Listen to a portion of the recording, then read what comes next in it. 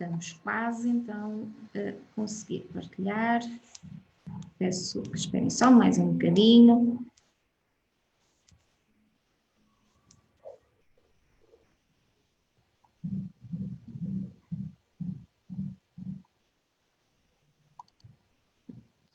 Agora sim, portanto, já estamos em direto no Facebook, para que toda a gente nos possa acompanhar.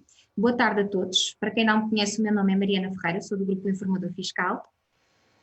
E nós, enquanto Informador Fiscal, resolvemos criar o Talking to Lawyers. O que é o Talking to Lawyers? No fundo é falar um bocadinho com advogados sobre determinados temas que consideramos pertinentes para quem habitualmente nos acompanha. E, portanto, é um mês dedicado, no fundo, aos advogados. Pretendemos, claro, levar informação importante e também mostrar que é muito importante procurar estes profissionais quando temos algum problema logo desde o início. Às vezes temos determinados problemas que aumentam, às vezes ficamos até quase sem solução para os mesmos porque tardamos a procurar a ajuda destes profissionais. E por isso nós queremos mostrar a importância da procura do advogado logo de início em determinados problemas. O webinar de hoje é uma parceria com a PRA Raposo Sá Miranda e Associados, Sociedade de Advogados, e contamos com os oradores convidados, a doutora Carolina Laranjeira Almeida, advogada na PRA Porto, e o doutor João Baldaia, responsável local do Departamento de Recuperação de Crédito e Insolvência da PRA Porto. O tema de hoje será a insolvência, a reestruturação e o tratamento dos créditos fiscais e, como habitualmente, os nossos oradores irão fazer uma apresentação sobre este tema e no final haverá então aqui espaço para colocação de questões ou dúvidas que tenham através do bate-papo ou da secção de perguntas e respostas. Eu colocarei depois então a questão aos oradores e os nossos oradores irão fazer a respectiva resposta. Vou dar as boas-vindas e desde já agradecer esta parceria com a PRA, as boas-vindas também aos nossos oradores convidados e vou passar a palavra ao Dr. João Baldaia, que irá fazer então a sua apresentação. Muito boa tarde. Queria começar por agradecer ao informador fiscal, na pessoa da doutora Mariana Ferreira, pelo convite, pela possibilidade de trazer aqui questões que podem não ser do conhecimento de todos. Acredito que não, são algo enfadonhas, confesso, mas lidamos com elas quase diariamente. Portanto, na PRA tratamos destes assuntos, infelizmente recuperação e insolvência é necessário e queremos aqui dar um pouco o nosso contributo e passaria então a expor um pouco aqui o tema. O tema visa essencialmente falar sobre os tratamentos dos créditos fiscais em sede de insolvência e em sede de recuperação. Este enquadramento é insuficiente, eu vou querer que tenham em mente que vamos falar de princípios que são só alguns que se aplicam aos processos de insolvência e de reestruturação. Eu destacaria aqui os principais para esta apresentação, que são o princípio par condicio creditorum, o princípio da universalidade, o princípio do fresh start e um elenco de princípios orientadores que é feito pela resolução do Conselho de Ministros de 43/2011 no âmbito da reestruturação. Há outros princípios, mas estes penso que são os princípios fundamentais, depois vamos focar aqui outros princípios na ótica do direito fiscal mais à frente. Ora, o princípio par condicio creditorum, o que é? Bem, é um princípio estruturante, ele visa o tratamento igualitário dos credores no âmbito de um processo de insolvência, com exceção das situações em que esse tratamento diferenciado se justifica. E justifica-se única e exclusivamente por razões objetivas. Penso eu que será do conhecimento da maioria dos nossos ouvintes, que no processo de insolvência há classificações dos créditos Para o que nos interessa, os créditos da autoridade tributária, da segurança social, beneficiam de privilégios creditórios, e essa é uma das razões objetivas para eles serem tratados de forma diferente, e esse tratamento ser legal no âmbito de um processo de insolvência. Ora, este princípio é um princípio geral do direito privado, mas que tem a sua aplicação mais concreta no processo de insolvência. No direito privado, que encontra-se consagrado no artigo 604, número 1, que refere, como se pode verificar no slide, que não existindo causas legítimas de preferência, como é o caso da AT, que tem essa tal preferência, os credores têm o direito a ser pagos proporcionalmente pelo preço dos bens do devedor. Há aqui uma tentativa de mitigação dos riscos no âmbito de um processo de satisfação de créditos. No CIR temos no seu primeiro artigo referência a este mesmo princípio, que refere que a repartição do produto obtido será, pela liquidação do ativo, será repartido pelos credores e, portanto, de acordo com, isso não vem referido, mas depois resulta da restante legislação, de acordo com as regras previstas no próprio CIR e que obedecem sempre a este princípio. Depois temos o princípio da universalidade, princípio este que é muito simples, significa exclusivamente que o processo de insolvência é um processo universal e, portanto, todos os credores têm de concorrer a este processo para verem os seus créditos pagos. É uma execução universal e não uma execução movida apenas por um exequente. O produto da venda dos ativos no âmbito de um processo de insolvência servirá para pagar todos os créditos, se não a totalidade, parte de acordo com as regras de distribuição do produto da venda. Depois, um princípio mais ou menos recente, o princípio do Fresh Start, é um princípio que visa a reabilitação económica dos devedores de pessoas singulares, é-nos trazido, ou tem a sua consagração máxima nos Estados Unidos, e foi o CIR, quando aprovado em 2004, trouxe esta figura que não existia no antigo sistema insolvencial português. Aqui o que se pretende é que o insolvente, o mais depressa possível, possa reintegrar a sua vida plena, comercial, económica, financeira, sem as restrições e sem o estigma da insolvência. Veremos depois em que é que isto se concretiza num processo de insolvência.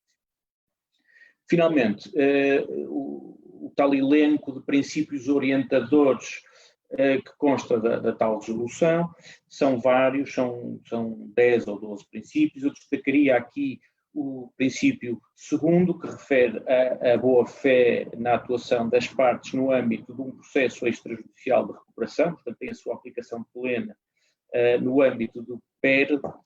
Depois destacaria também, podem ver, o elenco continua aqui no slide, eu vou passar já para o seguinte, que refere o princípio quinto e o sexto, e destacaria aqui o quinto e este sexto, na medida em que os credores devem evitar qualquer tipo de ação contra o devedor enquanto estiver pendente este processo de recuperação.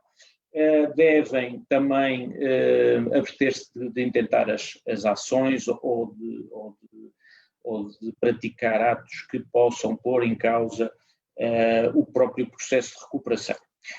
De sua parte, o devedor também tem de agir de forma a não prejudicar os credores e, portanto, não usar o processo, se quisermos, como uma forma de prejudicar e eliminar direitos ou garantias dos próprios credores. Depois, o artigo, destacaria aqui o princípio 9º, no fundo, o princípio da legalidade, quer dizer que o plano que resultar da negociação entre os credores e o devedor tem de refletir a lei vigente. Isto é importante para a questão da AT, como veremos. Finalmente, o princípio 10º fala-nos num plano de negócios viável e credível que tem de ser apresentado. Ora, nós nunca vamos ter um plano viável e credível se ele não observar as regras legais e as regras que são impostas pelo determinado tipo de credores, e nomeadamente as previstas para a autoridade tributária e segurança social, e portanto será aqui a gênese desta apresentação. Ora, para isso, e feito este enquadramento em termos de princípios, temos de ver aqui algumas limitações, nomeadamente falamos de pessoas singulares e pessoas coletivas, aqui especificamente interessa-nos a parte das sociedades comerciais, porque há mecanismos diferentes para cada uma delas e há objetivos diferentes nos vários procedimentos existentes. Depois, em termos de fins que se interessam para efeitos da presente apresentação, temos a reestruturação de uma entidade, a recuperação e o recomeço. A reestruturação é uma figura típica das pessoas coletivas, o recomeço, por sua vez, é uma figura típica das pessoas singulares. A recuperação é, obviamente, de ambas.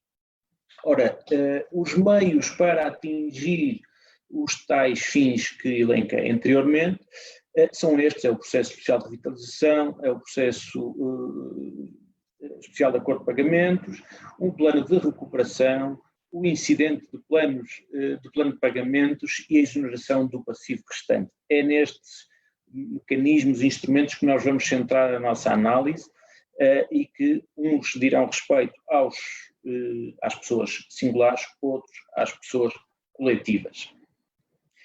Ora, relativamente às pessoas singulares, eu iria passar, quanto a esta parte agora, a palavra à doutora Carolina Laranjeira Almeida, que está mais fadada nestes assuntos, e depois voltaria a falar quando fôssemos debruçarmos sobre as pessoas coletivas. E passaria desde já a palavra à doutora Carolina. Boa tarde, obrigada, Dr. João Baldaia. Quero agradecer em primeiro lugar ao informador fiscal o convite para a participação neste webinar. Obviamente ao Dr. João Baldaia por participar comigo neste webinar e também a todos os ouvintes. Sem mais delongas, passamos a analisar os instrumentos que estão disponíveis para as pessoas singulares. Eu vou compartilhar a tela. Não sei se conseguem ver.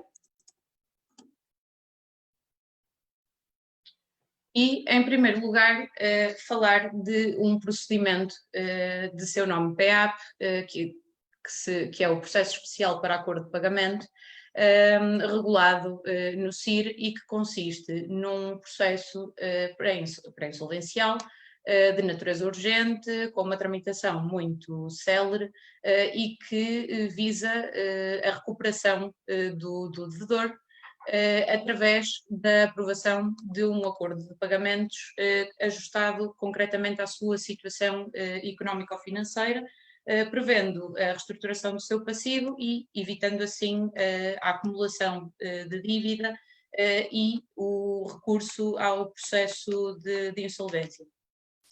Este instituto está reservado para as pessoas singulares em situação económica difícil ou em situação de insolvência meramente iminente, que se traduz, em traços muito largos, na dificuldade séria para cumprimento das obrigações, designadamente por falta de liquidez ou não obtenção de crédito, mas em que existe possibilidade de recuperação do devedor, portanto, em que ainda é possível recuperar o devedor. Em suma, consistirá numa proposta de reestruturação e que pode, nomeadamente, prever redução de prestações mensais dos créditos, alargamento dos prazos de pagamento, as designadas moratórias, redução de juros, prestação de garantias e, eventualmente, perdão de parte do capital em dívida. O procedimento, também em traços muito largos, inicia-se com um requerimento do devedor, o qual deverá ser subscrito por pelo menos um dos seus credores, e impende aqui sobre o devedor o dever de chamamento dos credores. Este dever de chamamento dos credores, quando não ocorra, pode levar à não homologação do plano de acordo de pagamento. Porquê? Porque é um dever que recai sobre o devedor e pode traduzir-se numa violação das normas procedimentais. Havendo este dever estando cumprido, haverá lugar à reclamação de créditos, a qual ocorre 20 dias depois do despacho de nomeação de administrador judicial provisório. Haverá uma publicação de uma lista de créditos provisória, a qual, não sofrendo impugnações, converte-se em definitiva e inicia-se o prazo para negociações. Havendo impugnação, essa impugnação decorre num prazo muito curto, o prazo de 5 dias úteis, e será alvo de decisão judicial. Passando para as negociações, portanto, o fim do prazo das impugnações, as negociações ocorrem durante o período de 2 meses, período esse que pode ser prorrogado por 1 mês, uma única vez, por acordo entre o administrador judicial provisório e o devedor. Quanto ao plano em si, a sua votação e a sua homologação, pode ocorrer no decurso das negociações que tanto o devedor como a maioria dos credores conclua que não será possível a obtenção de um acordo ou porque se esgotou o prazo das negociações. Nesse caso, o processo negocial é encerrado, e, caso o devedor não se encontre em situação de insolvência, são extintos os seus efeitos. Caso o devedor se encontre em situação de insolvência, encerra-se o processo e haverá lugar à declaração de insolvência do devedor. Concluídas as negociações com a aprovação do acordo de pagamento, havendo aprovação por unanimidade, este é assinado por todos os intervenientes e remetido ao processo para homologação ou recusa do juiz. Em caso de homologação, produz imediatamente os seus efeitos.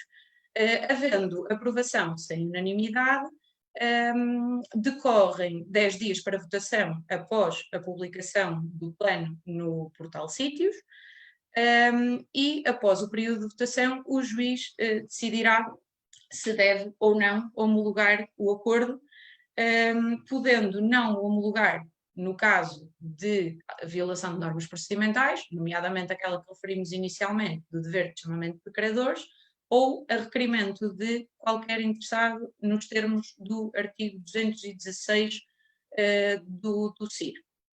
Com a aprovação e homologação do PA, todas as ações de cobrança contra o devedor se extinguem, exceto se estiver prevista no plano a sua continuidade. Se o juiz não homologar o acordo, caso o devedor, à semelhança do que aconteceria com a conclusão antecipada das negociações, o encerramento do processo acarreta a extinção dos efeitos do PA, com a agravante de que o devedor fica impedido de aceder ao PA no prazo de 2 anos, exceto se no requerimento inicial conseguir demonstrar que existiu uma alteração superveniente das circunstâncias que não constava do primeiro requerimento. Caso o devedor já esteja em situação de insolvência, o encerramento do processo acarretará necessariamente a sua insolvência, e o devedor será notificado e poderá apresentar um plano de pagamentos ou requerer a exoneração do passivo restante. Falaremos destes institutos já de seguida. Ainda quanto ao PA, existe um procedimento, uma forma de processo dentro do PEAP, que é a homologação de acordo extrajudicial. É uma alternativa mais simples, mais célere, e que é mais simples e mais célere porque depende do prévio consentimento dos credores. Ou seja, a tramitação é muito semelhante, contudo, a declaração inicial não é subscrita apenas por um dos credores, mas verificando-se já uma maioria daquilo que seria exigível para aprovação do plano. E, portanto, carece apenas da homologação do juiz, verificados todos esses requisitos. Passando à frente, também quanto à recuperação, temos ainda, ao dispor dos devedores de pessoas singulares, o incidente de plano de pagamentos previsto no artigo 251 e seguintes do CIR. É um incidente do processo de insolvência, isto significa que corre por apenso ao processo de insolvência, e permite a recuperação através da aprovação de um plano de pagamentos aos credores, também ajustado aos rendimentos e que preveja igualmente uma reestruturação do passivo. Portanto, pode incluir todas as medidas que falamos: redução de prestação mensais, alargamento dos prazos de pagamento, redução de juros, perdão de capital, todas essas questões. Conforme dispõe o preâmbulo do CIR, no seu número 46, é uma alternativa ao processo de insolvência, com apreensão de bens e liquidação, e, portanto, que permite que as pessoas possam beneficiar deste instituto, evitando quaisquer prejuízos para o seu bom nome e a sua reputação. Portanto, com este incidente, o processo de insolvência adquire uma dupla finalidade, na medida em que deixa de ter como único fim a satisfação dos interesses dos credores, e visa também conferir ao devedor uma possibilidade de se exonerar, em certa forma, das suas obrigações. Portanto, quanto à tramitação, como podem ver, e também em traços muito largos, chamo a atenção para o facto de, no âmbito deste incidente, não existir um dever de chamamento de credores, existe sim um ónus de chamamento de credores, o que significa que só serão incluídos neste incidente os credores que o devedor decida chamar, não se incluindo necessariamente os restantes. Portanto, é apresentado conjuntamente com a petição inicial de insolvência nos casos em que o devedor se apresenta à insolvência.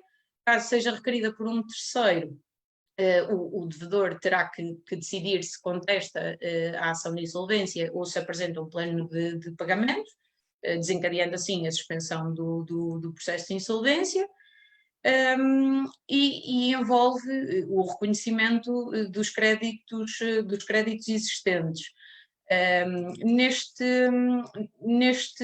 âmbito, aquilo que se permite verificar com este instituto é a não verificação de grande parte dos efeitos associados à declaração de insolvência, efeitos na pessoa do devedor, sobre os seus créditos e a administração da massa insolvente. Porquê? Porque o devedor preserva todos os seus bens, porque não existe liquidação. De referir ainda que o facto de requerer o plano de pagamentos importa a preclusão do Instituto do Benefício da Exoneração de Passivo Restante, o qual falaremos a seguir, a menos que no requerimento em que o devedor requeira o incidente de plano de pagamentos, declare que pretende beneficiar da exoneração de passivo restante no caso de o incidente de plano de pagamentos não vir a ser aprovado. Portanto, no âmbito deste processo, também chamar a atenção que o devedor inclui no incidente do plano de pagamentos os credores, mencionam-se a montante, quais as suas garantias, data de vencimento, etc. E é dada aqui a possibilidade aos credores de se pronunciarem não propriamente a favor ou contra o plano, mas sobre os termos do plano e sobre o montante dos créditos. Isto é, o credor tem a possibilidade de se pronunciar quanto aos termos do plano, se entende que são vantajosos, se não são vantajosos, e também quanto ao valor dos créditos ou a quaisquer garantias que incidam sobre esses créditos que não tenham sido mencionadas. Naturalmente, os únicos créditos que estarão incluídos neste incidente serão aqueles que o devedor incluir. Depois temos a votação. No caso de não conseguirmos reunir a unanimidade dos credores, pode verificar-se um suprimento judicial dos votos de oposição dos credores, desde que votem a favor do plano 2/3 dos credores. Isto em traços muito largos, claro. No âmbito dos créditos fiscais, eu não me vou alongar porque o Dr. João Baldeia de seguida já fará um enquadramento sobre os créditos fiscais no geral, mas no que respeita às pessoas singulares e concretamente no âmbito do PEAP e do incidente de plano de pagamentos, não podem ser incluídos aqui quaisquer créditos fiscais, portanto não podem constar do plano, e a sua inclusão pode, inclusive, consubstanciar um motivo para a recusa oficiosa da homologação do plano. Isto porque os créditos fiscais são créditos indisponíveis e, portanto, não podem ser afetados, alterados, reestruturados, perdoados, total ou parcialmente, pela aprovação de um PEAP ou de um incidente de plano de pagamentos. Como podem ver no slide, faz menção ao artigo 85, número 3 do CPPT, que dispõe que as moratórias não são permitidas. Contudo, existe um regime excepcional, no qual eu também não me alongarei, que o meu colega Dr. João Baldeia mais adiante explicará, em que, mediante requerimento do devedor, pode ser concedido um acordo prestacional sem perdão de capital ou de juros, caso esta medida, portanto o pagamento prestacional, se revele imprescindível para a viabilidade económica do devedor. Num máximo de 36 prestações, não inferiores a uma unidade de conta, portanto 102 euros, e 60 prestações em casos excepcionais.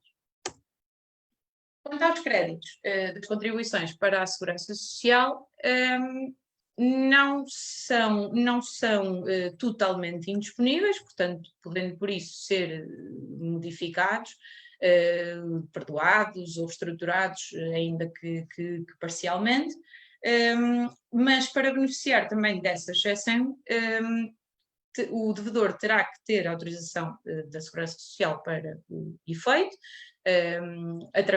o que faz através de um requerimento, tem que se revelar uma medida indispensável para a viabilidade económica do devedor e tem que estar em curso um PEAP, um plano de pagamentos ou um processo de insolvência, sem exoneração do passivo restante, já veremos a seguir porquê, e no máximo de 60 prestações ou, excepcionalmente, 150, desde que, cumulativamente, a dívida exceda o valor de 3.060 euros e seja prestada garantia idónea, a qual pode ser dispensada.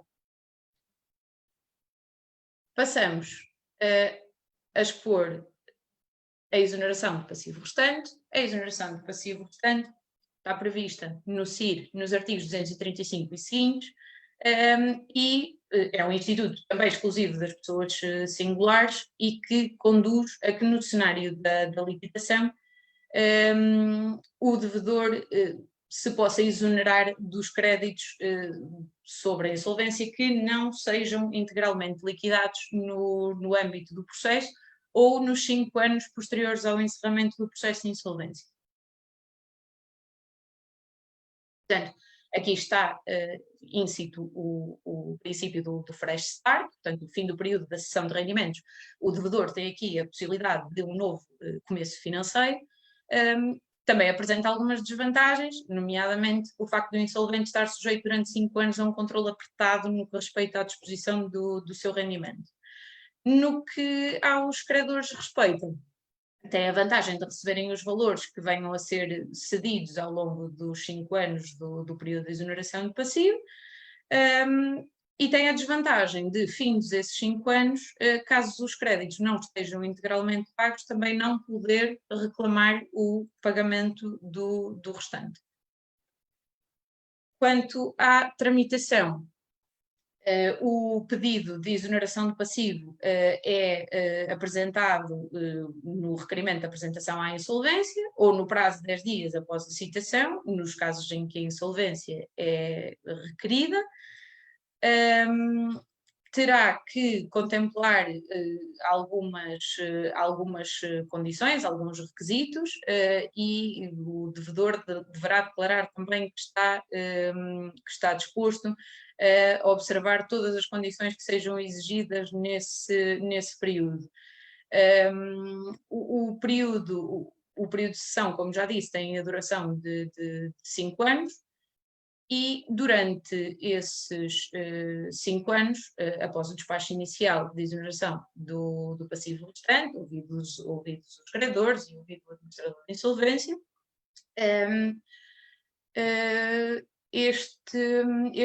durante estes 5 anos, o devedor ficará com um valor fixado pelo Tribunal, o qual pode variar entre um salário mínimo nacional e 3 salários mínimos nacionais por mês, com variações e podendo exceder o valor de 3 salários mínimos nacionais em casos excepcionais, e ficará obrigado a ceder todo o seu rendimento disponível ao fiduciário. Portanto, todos os valores que advenham a qualquer título ao devedor que extravasem o valor fixado a título de rendimento indisponível, e esse valor de rendimento indisponível é tido como o valor razoável para o sustento digno do devedor e seu agregado familiar, todo o restante o devedor é obrigado a entregar.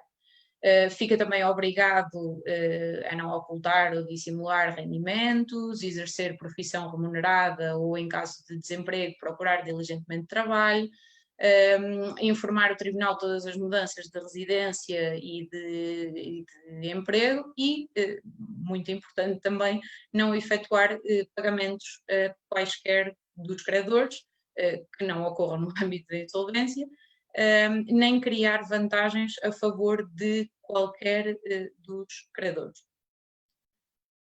Com a exoneração do passivo restante, os processos executivos pendentes ficam suspensos, até que venha a ser proferida decisão final da exoneração. Depois desta decisão final de exoneração, estes processos executivos serão extintos por inutilidade superveniente da lei. Pode verificar-se uma cessação antecipada, portanto, a cessação da exoneração de passivo restante pode ocorrer caso se mostrem pagos todos os créditos sobre a insolvência antes de decorridos os 5 anos do período de cessão, e também em caso de incumprimento.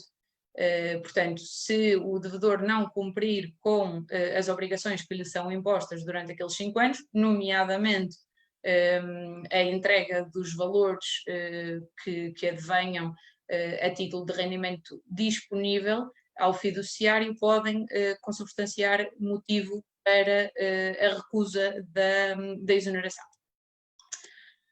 Feita esta abordagem muito breve,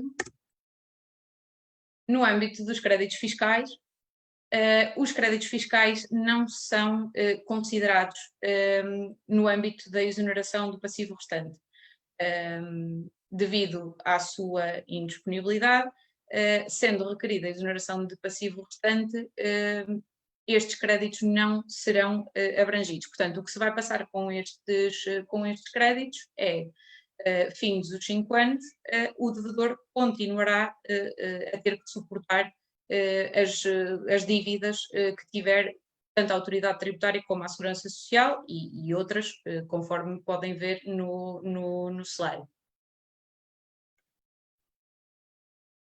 Para terminar, quanto à Diretiva 2019-1023 do Parlamento Europeu e do Conselho de 20 de junho de 2019, apenas deixar aqui algumas questões ou algumas provocações, uma vez que, e concretamente no que diz respeito à exoneração do passivo restante, o artigo 20, número 1 da diretiva, prevê o âmbito da aplicação do perdão de dívidas, portanto um instituto ou igual ou semelhante à exoneração do passivo para os empresários insolventes, e nesta senda prevê também no artigo 21º, número 1, a diminuição do prazo de exoneração para o limite máximo de 3 anos. Portanto, sendo aplicável às pessoas singulares, poderíamos ter aqui exonerações com um máximo de 3 anos, talvez iniciarem-se também mais cedo. Não sei, pode ser que seja um tema para debatermos num próximo webinar. E passo a palavra ao meu colega, Dr. João Baldaia, que fará o enquadramento das pessoas coletivas e dos créditos fiscais. Obrigada. Obrigado, Carolina, mais uma vez. Eu vou tentar aqui compartilhar a minha tela para continuar a apresentação. Não sei se já está a funcionar. Ainda não. Ainda não, ok. Então, só um segundo, por favor.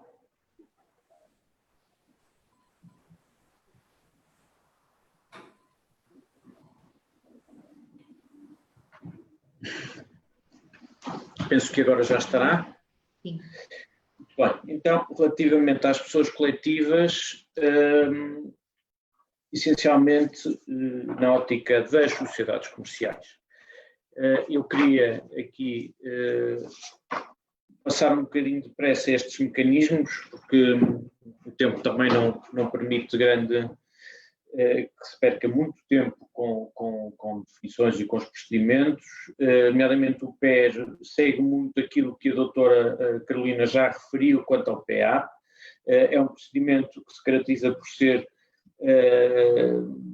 prévio à situação de insolvência, aliás, quem recorre ao mesmo não pode estar nessa situação e tem de estar numa situação suscetível de recuperação.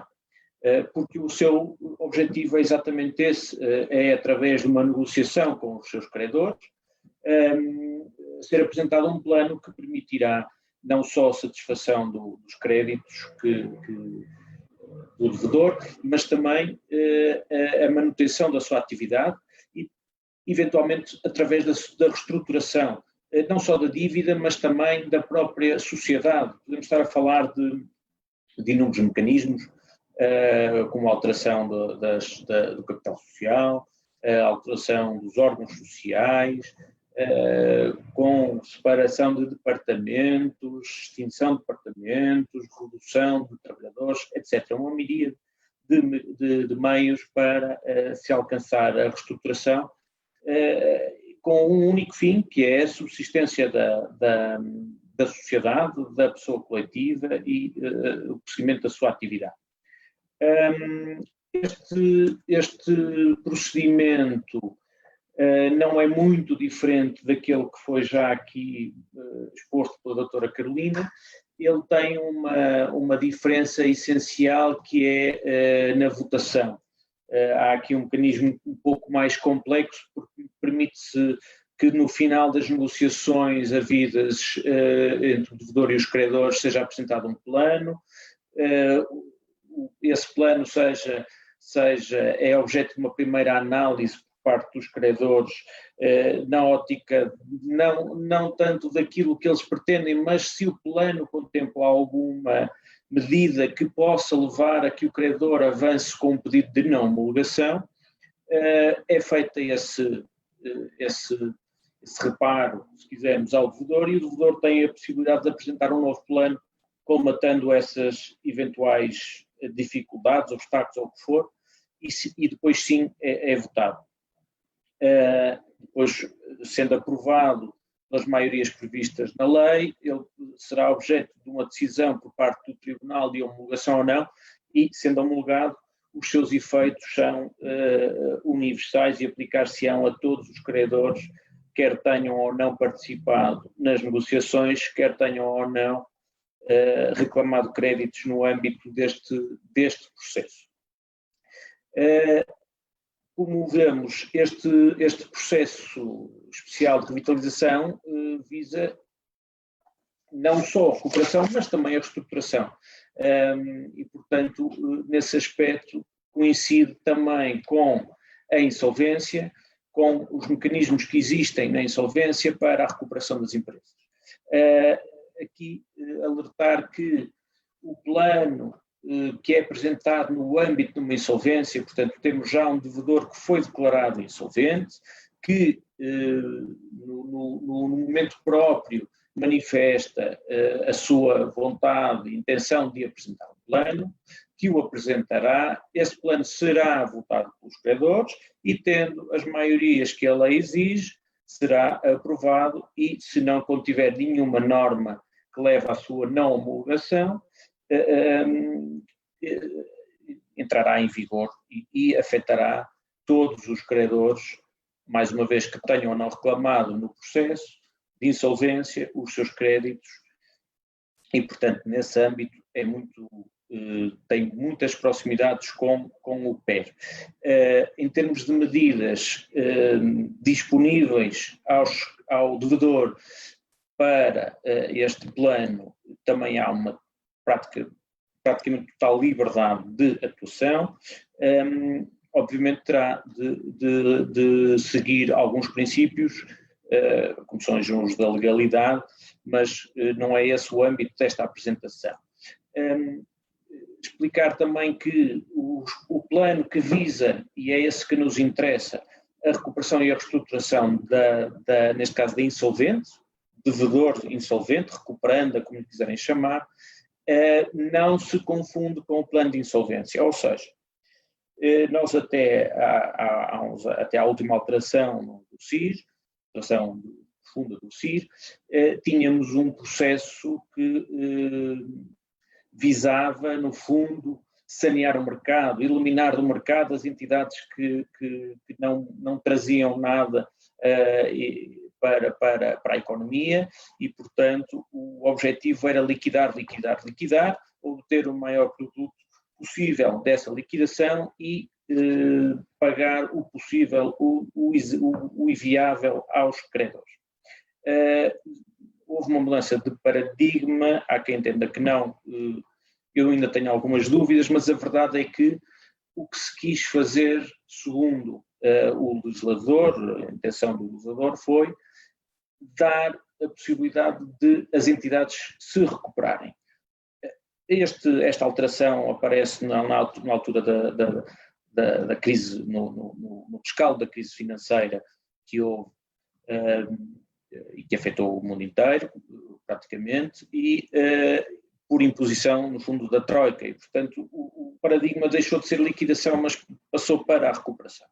E, portanto, nessa altura, o legislador abriu a possibilidade do plano de insolvência ter um caráter de recuperação, ou então, se fosse apenas e unicamente de insolvência, no fundo, facilitar a liquidação. Era um plano desenhado para liquidar da melhor forma possível o ativo que tinha sido apreendido para a insolvência. Esta parte não nos interessa para este efeito, o plano de insolvência, interessa-nos o plano de recuperação, porque é aí que depois temos a questão dos créditos fiscais e da segurança social, que fazem aqui alguma diferença. Só explicar que este plano de recuperação, eu há pouco mencionei que ele podia ser apresentado pelo insolvente, mas não é necessariamente só pelo insolvente, é óbvio que será a maioria dos casos, mas um grupo previsto, um grupo de credores cuja previsão consta da lei também pode fazer, assim como o próprio administrador pode manifestar a intenção de que seja apresentado um plano de insolvência, de recuperação, para o que nos interessa, e portanto a iniciativa não é única e exclusiva do devedor, do insolvente. Pronto, a tramitação é mais ou menos simples. Há a manifestação da apresentação desse plano, os credores são chamados a pronunciar-se sobre a concessão ou não desse prazo de elaboração do plano, obtendo a maioria para o efeito, o plano então é preparado pelo insolvente, ou por quem este indicar, ou por quem apresenta o plano, e é sujeito à votação dos seus credores, no fundo à aprovação dos seus credores. Aqui interessa destacar, mais do que o concurso de credores que consta aqui deste procedimento e que obviamente vai ter importância para efeitos das maiorias, quer de constituição da Assembleia para a votação do plano, quer de aprovação da votação em si do plano, mas importa aqui destacar o mesmo que já destaquei quanto ao PER e que já foi destacado contra o PEAP, é que há a possibilidade de um plano que tenha obtido a aprovação dos credores possa não ser homologado. Isto tem importância para o tema porque diz respeito também aos créditos fiscais e da segurança social, e os seus efeitos são os mesmos que o âmbito do PER, ou seja, eles aplicam-se à universalidade dos credores, tenham ou não intervenção neste processo de insolvência. Portanto, queria destacar nesta fase estas questões do processo de insolvência. Ora, chegamos àquilo que nos chamou a atenção e ponto que queríamos aqui destacar com maior rigor, embora seja relativamente simples, porque nós já sabemos que, penso eu que todos sabem, que vigora o princípio da indisponibilidade dos créditos fiscais e contributivos, ou seja, porque estamos a falar de créditos de todos, não pode o Estado aceitar o perdão, não deve aceitar o perdão, não deve aceitar moratórias, e, portanto, só em situações bem fundadas é que tal acontecerá. E, portanto, este é um princípio, dos princípios que eu não referi no início, mas que referi que também depois, a seu tempo, seriam destacados, o princípio da indisponibilidade dos créditos fiscais, que vem previsto na Lei Geral Tributária e que está destacado no slide, que refere isso mesmo, que o crédito tributário é indisponível e só pode ser objeto de condições para a redução ou extinção, de acordo com o princípio da igualdade e legalidade tributária. Por outro lado, também os créditos contributivos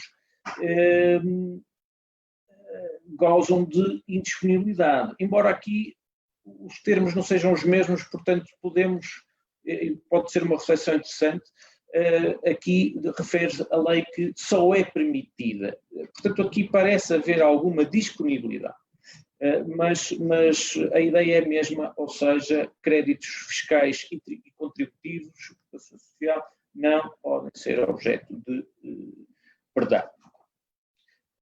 Depois, há aqui uma outra norma que eu julgo que os tribunais e não só, não têm analisado convenientemente, ainda bem quando o interessado é o devedor e consegue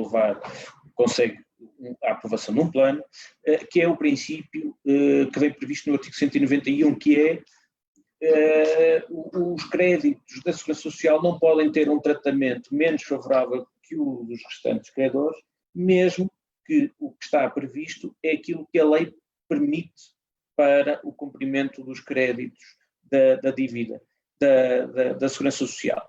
Portanto, isto é um aspecto importante que eu penso que às vezes, eu pelo menos por mim, já tenho passado alguns planos em que esta questão não foi tida em conta, o plano é aprovado e não se suscita nenhuma questão, nem a própria Segurança Social vai ao processo levantar essa questão.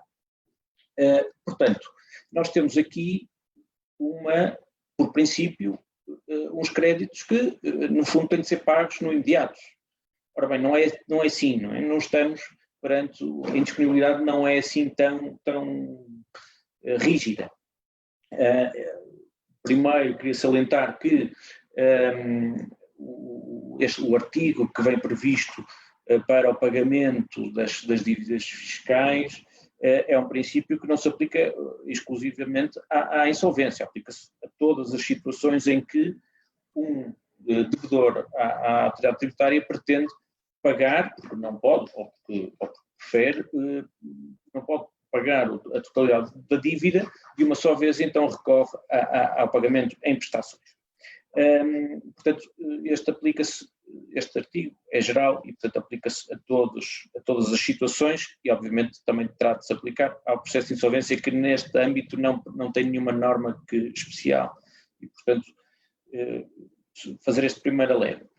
Segunda conclusão que se pode retirar daqui, ou segunda nota inicial, é que, apesar da gravidade da situação em que nos encontramos num processo de insolvência, a atitude, a oposição, a postura da autoridade tributária parece que é a mesma e, portanto, deixa aqui no ar que exige-se ou pode exigir-se aos credores uma alteração das suas condições, das suas exigências num processo de insolvência, porque, no fundo, há aqui um conflito entre os direitos do devedor e os direitos dos credores, mas relativamente à AT isso não se verifica e, portanto, esta mantém a sua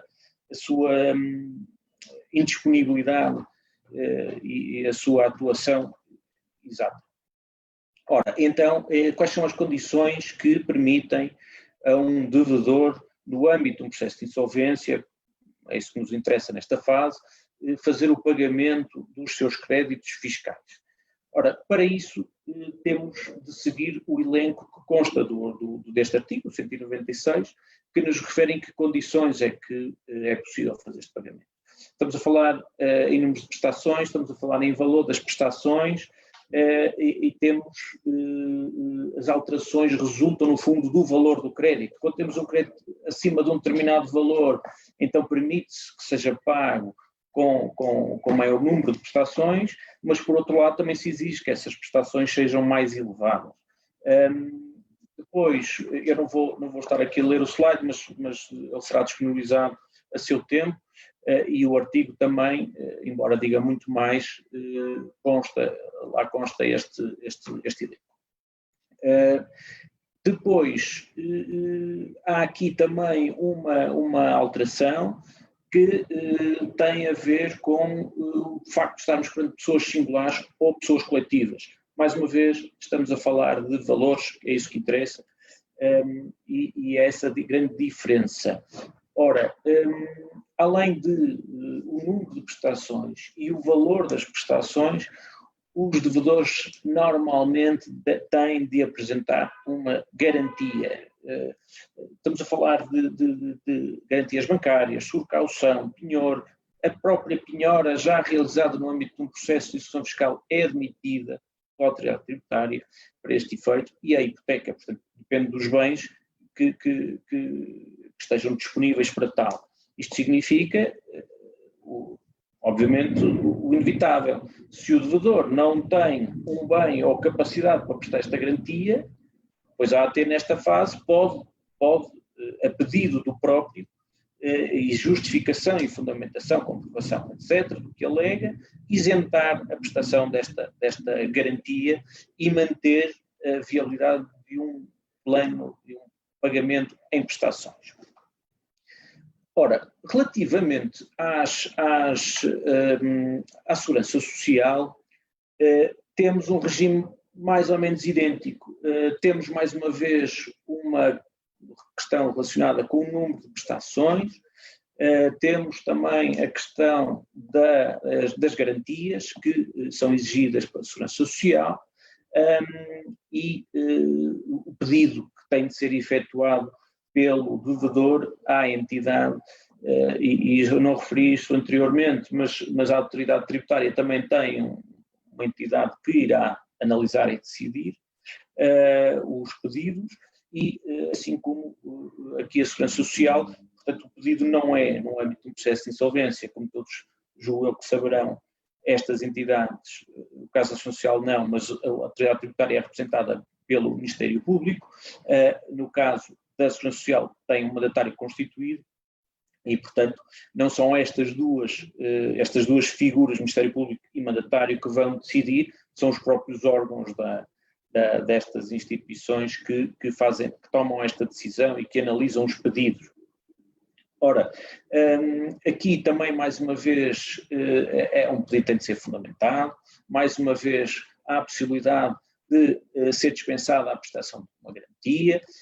A apresentação de uma garantia tem implicações na redução das taxas de juros que vão ser aplicadas nesse período pelo pagamento da dívida, e, portanto, nós aqui temos um quadro que, em suma, se reconduz ao seguinte: nós temos o princípio da indisponibilidade dos créditos fiscais e da segurança social, para ser mais simples. Temos a possibilidade prevista em legislação aplicável a estas entidades, que permite que, excepcionalmente, se quisermos, embora não será assim, passará a ser nesta situação a maioria das ocorrências, o pagamento não será feito no imediato, mas em prestações, desde que naquelas prestações, naquelas condições. E, portanto, aqui o princípio de indisponibilidade é um pouco mitigado de acordo com neste caso não a insolvência, mas de acordo com o pedido e fundamentação de parte do interessado, do devedor. E, portanto, este princípio de indisponibilidade, a única coisa que nos diz é que não haverá, eu pelo menos, tirando uma ou duas situações na minha carreira profissional, só vi, não haverá perdão. E, portanto, nem perdão nem redução, o que haverá é um alongar no tempo o pagamento das dívidas. Isto significa, logo à partida, e agora recordando a questão que atrás referi, da não homologação, princípios da legalidade, homologação, que é o seguinte: se um plano que é apresentado, plano de insolvência, por exemplo, é apresentado e tem inserido em si o pagamento das dívidas fiscais, dos créditos fiscais à autoridade tributária em condições que não estão permitidas ao abrigo daquele artigo 196, por exemplo, o pagamento, em vez de ser em 36 prestações, ali é apresentado em 40 prestações, embora o valor seja inferior aos 51 mil euros. O que é que acontece? Desde logo, a AT vai votar contra. A AT, no fundo, o que tem feito, penso eu, é verificar se estão preenchidos os requisitos para aceitar, para votar a favor do plano e, portanto, ver o número de prestações, o valor das prestações, se há ou não garantias, etc. E, estando tudo preenchido, dá o seu visto e comunicará ao Ministério Público que votará a favor do plano que vier a ser apresentado, nesses termos. Por outro lado, vai votar sempre contra nestas situações. Quando não se verificam as condições que a lei exige, o voto há de ser quase sempre 98%, 99% das situações contra. O que significa que poderá ter interesse ou não no desfecho final do plano. Se o voto da autoridade tributária for essencial, pois então o plano não vai ser aprovado.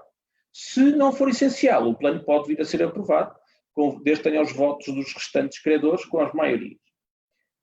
Consequências imediatas desta situação. Coloca-se a questão de saber se o plano, porque viola a lei, na medida em que propõe um pagamento em termos diversos daqueles que estão previstos na lei à autoridade tributária, ou à Segurança Social, nesse aspecto é a mesma coisa, deve ou não ser homologado. E a segunda consequência é, que depende um bocadinho desta primeira, é, ok, o plano foi homologado, ninguém suscitou essa questão, o próprio juiz não levantou essa questão e, portanto, homologou o plano. E agora? A autoridade tributária vai ficar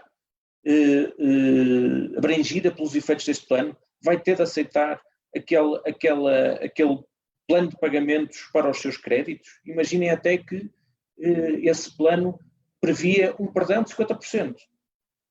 O credor sabia que tinha os votos favoráveis dos outros credores e então fazia aqui um haircut de 50% com o plano. Impunha, queria impor esse plano à autoridade tributária. Pois não pode. Aqui o que acontece é que a autoridade tributária, mesmo que o devedor assim entenda, vai prosseguir com as suas ações, exigindo a totalidade do crédito e considerando que o plano não lhe é aplicado. E bem, porque aqui sim já estamos a afetar o princípio da indisponibilidade e, portanto, o dinheiro de todos passa aqui a estar em causa e, portanto, a questão, penso eu que é pacífica. Coloca-se a dúvida, mas então, se temos um princípio de indisponibilidade, temos um devedor que apresenta um plano e que até estava convencido que a AT o ia votar a favor, porque a AT pode votar a favor de um plano que preveja condições de pagamento que vão além daquilo que está previsto na lei. No CPPT, no artigo 196, como vimos há pouco, desde que dê acordo, pode. O devedor estava convencido que não estava a cometer nenhuma ilegalidade. E então vê o plano não ser homologado por essa razão. Bom, inicialmente era assim. Inicialmente as primeiras decisões que foram tomadas foram nesse sentido. Havia aqui uma nulidade do plano por violação de normas legais e, portanto, todo o plano ficava afetado. Isto depois foi evoluindo e neste momento temos o que parece ser a decisão mais óbvia, mas que nem sempre é imediata, é a da ineficácia relativa do plano, ou seja, o plano entra em vigor, mas não se aplica àquele credor, à AT e à Segurança Social. E, portanto, aqui não há uma afetação do princípio da indisponibilidade. Esta é já a posição maioritária da jurisprudência. Eu julgo que já não haverá assim nenhuma decisão que decrete a nulidade de um plano por violação das condições de pagamento dos termos dos créditos da autoridade tributária e da Segurança Social. Portanto, em suma, o que se retira daqui é uma ideia que temos que a autoridade tributária vai atuando nos processos de acordo com um guião que está na lei, é pouco maleável a aceitar alterações a esse guião e no final do dia, se esse guião não for seguido, tudo na mesma, continuará a exigir os seus créditos como pagamento imediato, prosseguindo com as suas execuções, o que for, e obviamente colocando em causa a recuperação das entidades. Esta é, no fundo, aquilo que resulta do princípio, consequência do princípio da indisponibilidade. Indisponibilidade essa que é mitigada por estas possibilidades que são concedidas aos devedores de fazer o pagamento não no imediato, mas em algumas condições previstas por isso.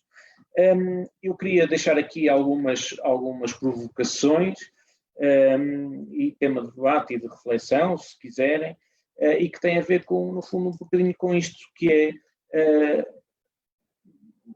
mas então, às vezes, se calhar justifica-se não levar ao plano, não colocar à discussão da autoridade tributária o plano e, portanto, negociar à parte com ela. Isto é possível ou não é a primeira questão que se coloca, ou em condições é que isso é possível, e depois qual é o interesse que poderá estar por trás dessa atuação. E depois, se no atual estado de pandemia em que tanto se tem exigido à economia, aos privados,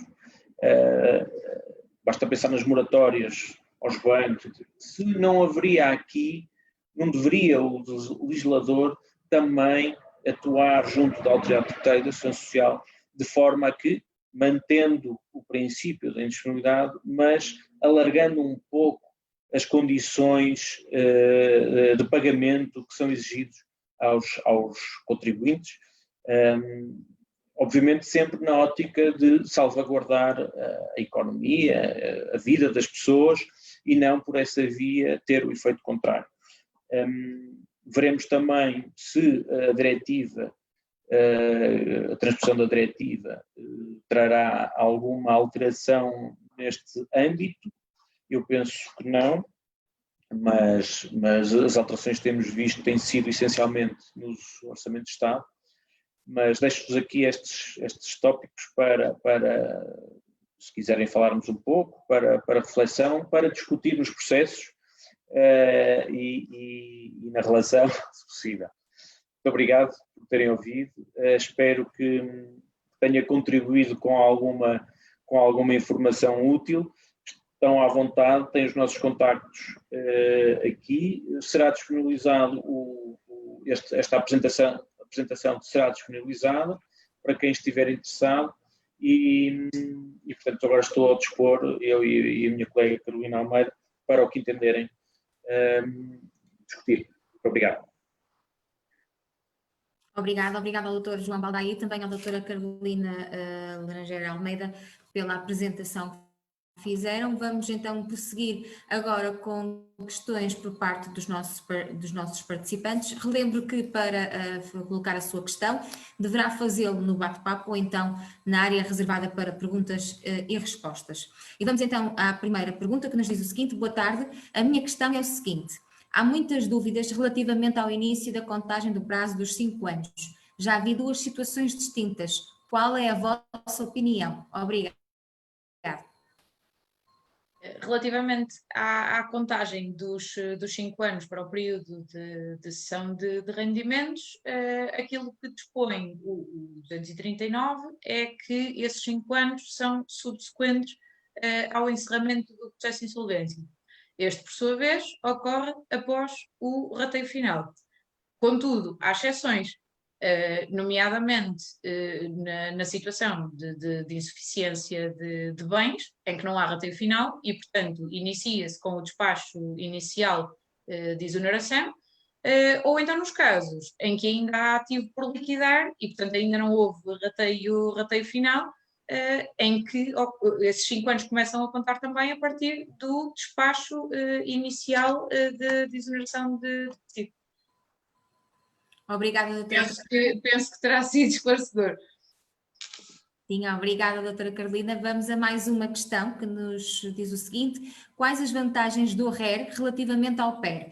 O artigo 28º do RER, insuscetibilidade de resolução em benefício da massa insolvente, não é muito favorável, não é muito mais favorável que o PER? Bom, o RER, não falamos do RER porque não estamos aqui no âmbito dos tribunais. O RER é um mecanismo extrajudicial e que só é levado aos processos, ao tribunal, quando o acordo está fechado e se quer, no fundo, vincular quem o subscreve. E, neste sentido, não há nenhuma alteração quanto aos créditos fiscais, ou seja, vigoram os mesmos princípios da indisponibilidade. O que o devedor fará é contactar a Segurança Social e a Autoridade Tributária e negociará com eles o pagamento das suas dívidas.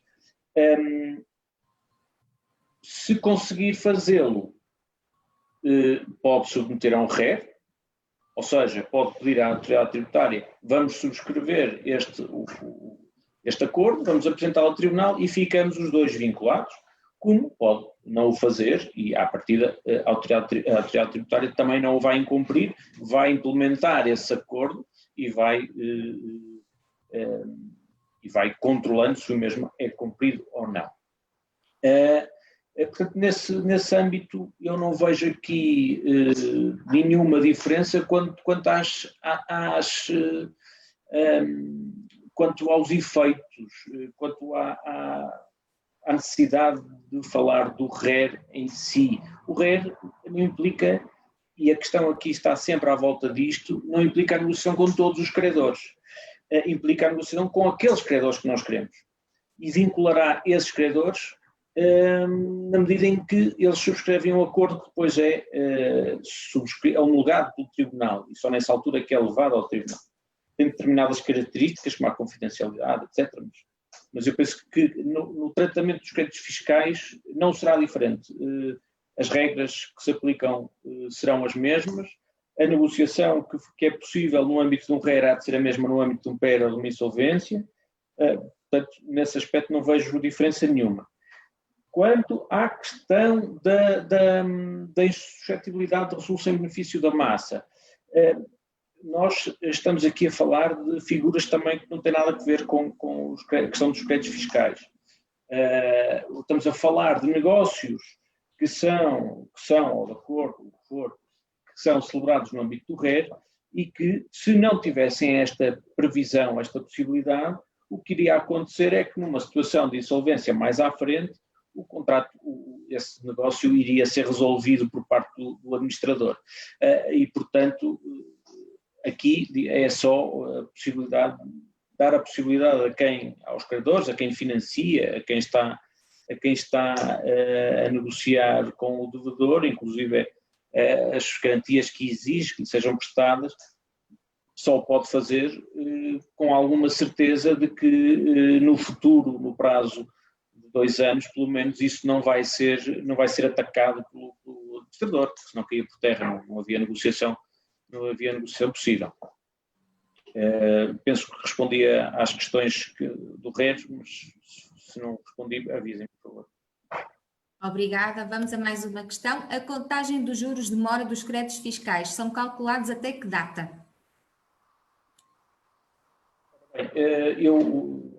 Aqui é um bocadinho diferente, portanto, se é a pessoa singular ou coletiva, eu vou dar a resposta, mas a doutora Carolina depois, se quiser pronunciar-se, por favor, esteja à vontade.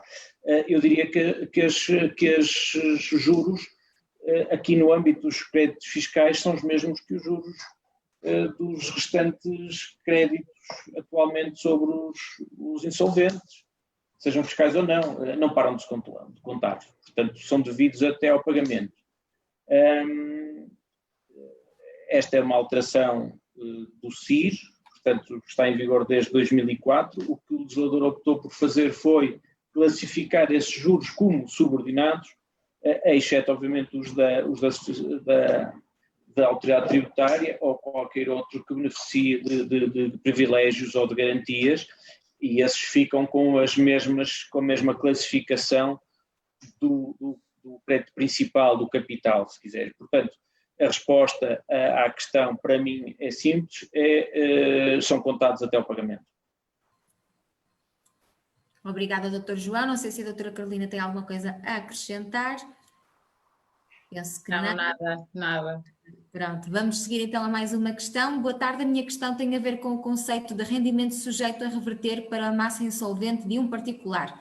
Os subsídios de férias e 13º mês devem ou não reverter na sua totalidade para a massa, ou está também sujeita à limitação do mínimo de rendimento indisponível para os credores? Vai depender sempre do valor que venha a ser fixado a título de rendimento indisponível. Por exemplo, nós podemos ter um devedor que tem um rendimento disponível fixado até 3 salários mínimos e, por exemplo, se ele oferir um salário mínimo, independentemente do recebimento de 13º, 14º mês, à partida nunca terá que entregar esse valor. Vai depender sempre, portanto, a melhor forma de responder a essa pergunta, e mesmo aqui há critérios diversos, porque há quem entenda que o rendimento disponível é aquilo que se oferece ao mês, há quem entenda que esse valor é dividido, portanto o valor anual é dividido por 12 meses e tudo o que ultrapasse aquele valor naquele mês deve ser entregue, e há quem divida ainda por 14 meses. Mas lá está, vai depender sempre de qual é que é o valor de rendimento indisponível fixado. Por exemplo, sendo um ordenado mínimo nacional fixado, se o devedor ao oferir 13º, 14º mês, inevitavelmente esse valor vai ter que ser entregue, ainda que com a aplicação dos critérios para por divisão de 14 meses, não tenha que o entregar na totalidade, mas isso depois também já vai do entendimento do tribunal. Obrigada, doutora Carolina. Mais uma questão. O que é que diriam a um vosso cliente quando vos questionasse de uma insolvência pessoal singular? Quando é que poderia ficar livre das suas dívidas? Mais uma vez, o Dr. João também pode partilhar a sua opinião, mas depende. Podemos estar a falar de uma insolvência que não tenha créditos fiscais envolvidos, portanto, que sejam só dívidas financeiras, entidades bancárias, e que, por exemplo, no âmbito da exoneração do passivo, passados os 5 anos consiga ficar livre daquelas dívidas, ou também pode ser uma insolvência que tenha valores que consigam ser pagos pelos rendimentos cedidos e pela liquidação ao longo daqueles 5 anos, como eu mencionei, até pode ocorrer a cessação antecipada da exoneração do passivo, vai estar sempre dependente do valor do ativo e do valor dos rendimentos do insolvente, e, por exemplo, no caso de existirem créditos fiscais, é um bocadinho difícil de darmos uma previsão de quando é que o processo pode acabar, não é? Quando é que o devedor fica livre. É mesmo uma análise caso a caso. Sim, acrescentaria só o seguinte: este prazo de 5 anos, nunca são 5 anos, não é? Como é evidente, porque há a declaração de insolvência, tem de haver o despacho inicial que verifica se o devedor, o insolvente, tem condições para poder beneficiar desta exoneração e iniciar este tal período. Este período depois até termina supostamente nos 5 anos seguintes, no mesmo dia, 5 anos após, mas depois necessariamente terá de haver um despacho judicial a conceder esta exoneração, e até lá não se pode dizer que a partir daquele dia o cliente não tem mais dívidas, tem de aguardar por esse despacho judicial e pelo trânsito mesmo, se quiser. É evidente que, penso que ficou claro que as dívidas fiscais e a segurança social mantêm-se tal qual, portanto, se preferido este despacho, transitado o despacho a conceder, continua a ser devido às dívidas fiscais, ele livrou-se de umas, mas mantém estas para sempre. Obrigada. De acordo com os princípios, com a prescrição dos créditos. Obrigada, Dr. João. Vamos então à última questão, que nos diz o seguinte: que classes de credores devem ser consideradas para se evitar uma impugnação pauliana, ou que cuidados ter para evitar uma impugnação pauliana? Não sei se percebi muito bem. Que classes de credores devem ser consideradas para se evitar uma impugnação pauliana, ou que cuidados ter para evitar uma impugnação pauliana? Bom, eu não vejo limitação em termos de classes. A impugnação pauliana é um meio que o credor tem de conservar o património, ou a sua garantia do crédito, que é o património do devedor. Seja ele a autoridade tributária e, portanto, tenha determinados privilégios, seja ele um banco sem garantias, seja ele um banco com garantias, seja um terceiro, um comerciante, uma outra empresa, ou o que for. Aqui o que nos interessa é o período temporal e depois os demais requisitos da impugnação pauliana. Portanto, o cuidado que o devedor tem que ter é assegurar o decurso do prazo, porque aí depois caduca a possibilidade de o credor intentar essa impugnação pauliana. Não estou a ver que a classe do credor tenha aqui alguma interferência nesta questão do prazo, confesso.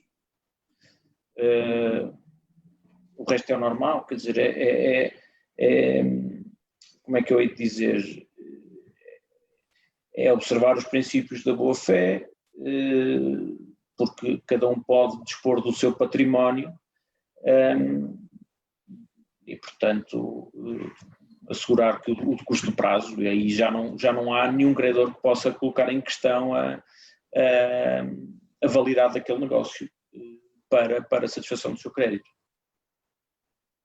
Não tenho assim muito mais para acrescentar. Obrigada, Dr. João.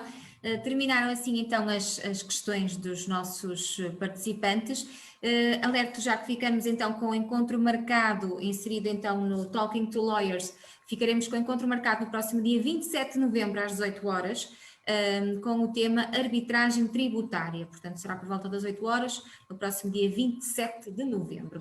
Para terminarmos este webinar, portanto temos aqui alguém a agradecer pelo webinar e agradecer aos nossos oradores. Eu quero agradecer também à PRA Raposo Sá Miranda e Associados pela parceria e agradecer em especial aos nossos oradores convidados de hoje, o Dr. João Baldaia e a doutora Carolina Laranjeira Almeida, pela disponibilidade e pela colaboração que tiveram connosco. Muitíssimo obrigada por estarem então presentes neste webinar e até uma próxima. Muito obrigado, foi um gosto da minha parte. Muito obrigada. Muito. Obrigada, até uma próxima.